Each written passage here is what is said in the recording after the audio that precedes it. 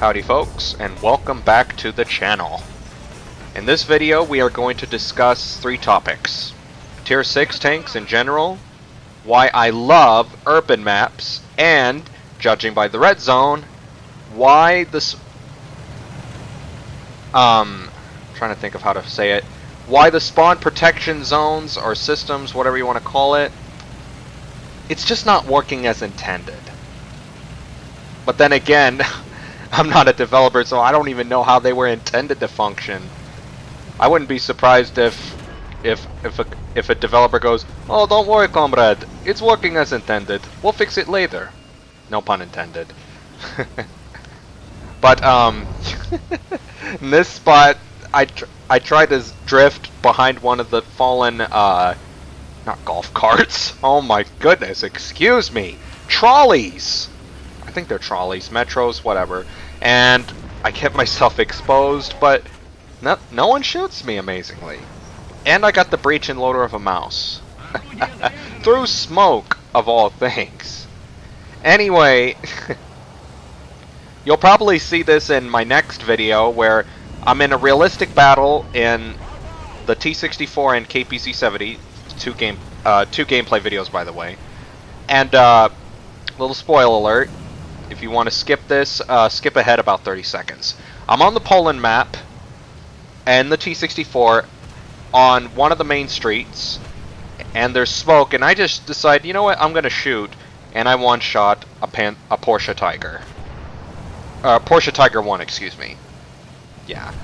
I felt so dirty. Okay, spoiler alert over.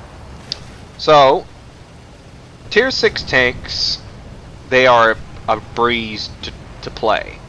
Realistic battles, as per usual in realistic battles, depending on the tier and nation, of course, it can be like Russian roulette.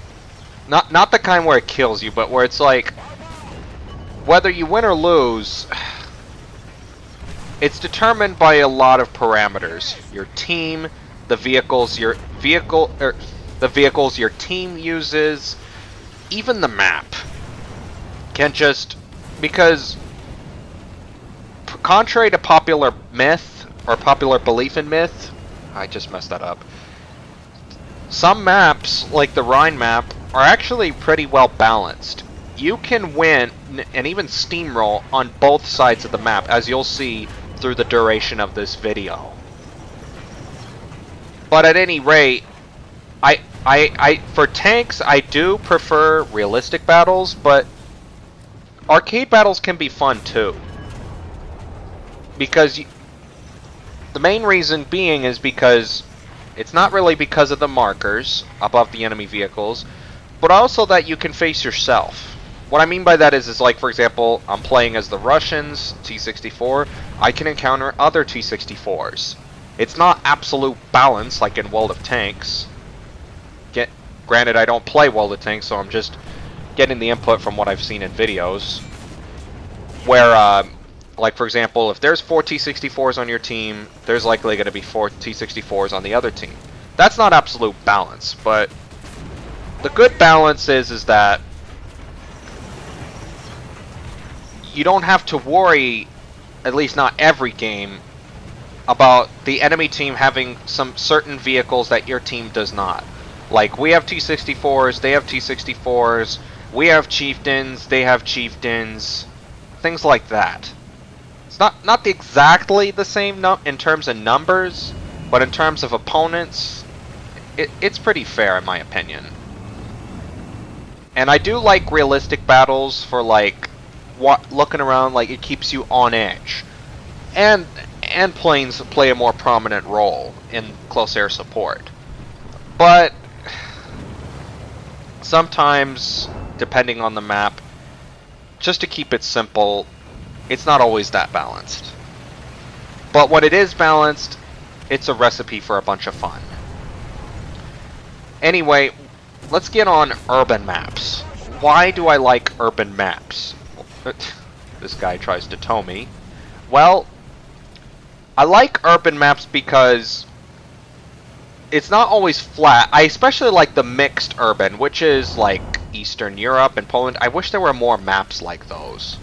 I mean, we kind of have Japan, but it's not really an urban map per se. It's kind of like a village map. It's still fun, but I don't know if you would call it an urban map. At any rate, you can take shelter behind buildings, and you can be nervous going down the street because, as you can see, that chieftain was just lying in wait for our little company, and he got 2 of my crew. Thankfully, I had unlocked the crew replenishment system. But at any rate, we take our charge. He takes a hit on the T-64 in front of me. I don't know if he damages him, but I come along, boom, 1 shot to the ammunition. Oh, and as you probably noticed, T-64 does go through ammo quick. Has 37 rounds, although I typically use 30, so I don't keep any in the fuel tank on the right side. But it's a one-shot wonder. I don't know the exact numbers, but it seems like 8 times out of 10, if you aim center of mass or hit the ammo, you're gonna one-shot the thing. No question about it. There have been some occasions, or there are occasions, where I take a shot at a tank and it does only minor damage. Like, for example, I took... excuse me. Like, there was a time I took a shot at a Leo's mantlet and it only damaged the breech. But... and another thing to bear in mind, that was in a realistic battle, so I basically nullified his opportunity to shoot back, which was helpful. And I was able to get the drop on him later. Anyhow, going back to urban maps, it's just so dynamic. Especially if you also have scenery in the background, like for example on Poland and Eastern Europe. You could transition from the city to outside the city. And in addition, you can also snipe from the hills or even snipe from within the city. Like one time I was in my KPZ-70, I'm driving on Eastern Europe, I'm waiting in a little hidey spot on the southern part of the river between the 3 bridges, and I hear an engine and I'm like, where is it? I'm looking around and I can't see it, and then I look out to the river and it's an Object 906 just going on a nice cruise. And I was like, I don't want to kill him because he looks like he's enjoying his little cruise, but at the same time he can easily go after me. So I decide to wait in my cover, and an ME-410 comes swooping down, shoots at him but doesn't kill him, drops his bomb. I don't know what he was thinking. He had a 10-second delay on, and I thought the bomb, you know, glitched through the water. I mean, it's not glitched through the ground, just sunk through the water, and I'm like, this is not... what happened? I was clueless. Finally, the bomb blows up, but the Object 906 is unscathed. So I decide, okay, you know what? Because now he's targeting another KPZ-70 who obviously has no clue that the object is in the water. Take an aim at him, so I'm like, okay, I take my shot and hull break. Felt bad, but I felt good that I saved a teammate. Anyhow, let's take a little focus to this particular match. This was one of the most ridiculous matches I've ever played. Really excellent. I destroy 8 tanks roughly within an 8-minute time frame. It was a ton of fun too. And I did it without losing any crew, unlike the T-64 match prior. So instead of going out to the right side, you know, that right street, these roads don't have street names, so I don't know what to call them. So I decide to wait here, and sure enough, opposition comes on. So I'm waiting, and the Leo comes, hit his loader. I'm like, oh shoot, that wasn't his gunner. So I fire my 20mm, and a T-62 comes along. I decided to think I could shoot the Leo a second time, or I can get the T-62. It's a good thing I got the T-62, because if I would have shot the Leo, that T-62 could have gone through my lower plate, hit my driver port, anything that could have immobilized me, and potentially have killed me. At any rate, I played my cards right, and I was able to get those 2 tanks, in addition to the third being the KPZ-70, which was essentially my twin. So things start to calm down here, and I decide to wait a little bit, expecting the 3 enemy tanks to potentially see me on the mini-map and come at me. So I decide to change positions to get on the other hidey spot. And then I get bored quickly and I change my mind. I'm like, I'm gonna head out. Although I wait a minute and then I come out. And then I get some more tanks to farm.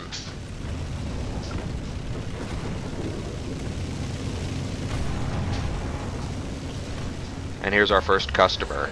Yag Tiger and Centurion 10. KPZ and 60... Excuse me. KPZ-70 and T-64, they're just a perfect combo. They're one-shot wonders, have fast reloads, although the KPZ has a faster reload and has the 20 mil. But T-64 does have more armor. Now granted, both the T-64 and KPZ-70 can, with their Sable rounds, can penetrate the T-64's upper plate from the front.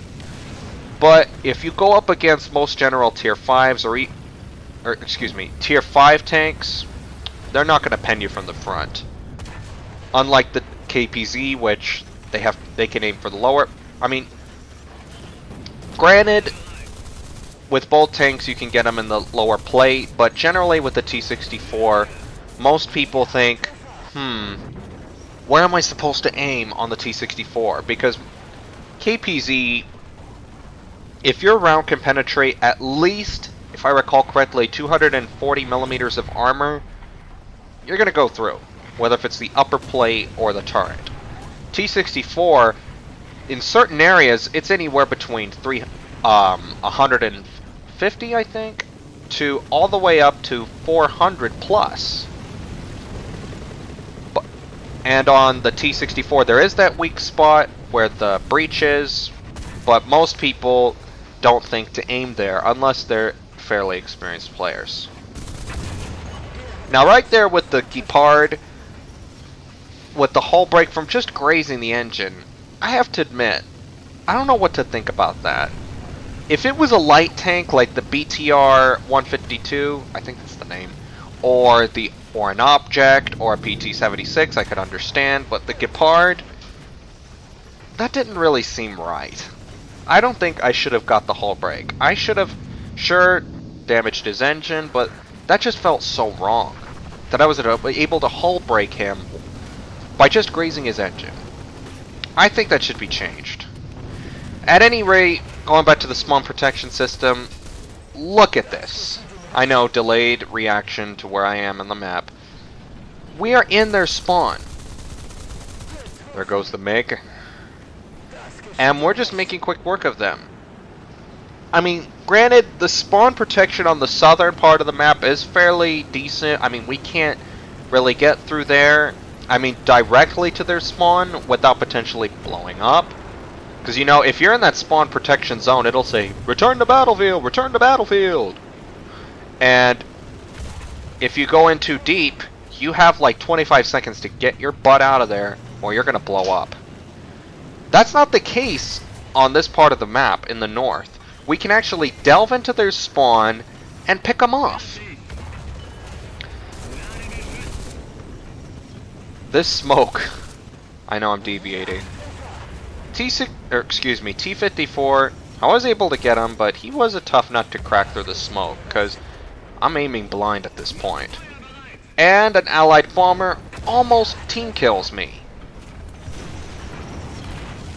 123 baby, I'm not going to say his whole name, but he almost team kills me. But I didn't get team killed, so I forgive him, he's good. But, yeah. Now I know what you're thinking, I have my spawn camping topic on the forum. I'm not all for spawn camping, but just to put it simple, if that's... I'm still mostly against spawn camping, but if it's on a certain if it's on large maps, generally I don't like it. But if it's on tiny maps like Rhineland, it used to be called Rhine, it's just, I don't know. I basically have mixed feelings about it. I mean, if we steamroll the team, then we pretty much don't have a choice. That's the meta at the moment. But if it's on either a large map or the game is far from being over and we get flanked that way, then yeah, it is pretty annoying. I mean, don't get me wrong. Generally speaking, we all don't like getting spawn camped. But if you're spawn camping, you still have that dirty feeling inside, but you're thinking, what choice do I got? It's either do nothing or do what you can to get silver and RP. But just for conclusion, I'm not Gaijin, I'm not a developer, I can't fix it, so I'm gonna play. It's sad, but that's the reality at this moment. And what was I gonna say? There was something else. For tier 5s going against tier 6s, at least for the KPZ, you have a chance depending on what tank you're using. Like, I've destroyed KPZs with my Leopard, my M60, my T54, no problem. But if I miss, or if I don't get their gunner, or one-shot them or similar, they're gonna get me. But that's how it is with tanks in general. You shoot first and hope it sticks. But anyway, that's all for this video. I hope you've enjoyed it, and I will see you in the next video. Until next time, peace out.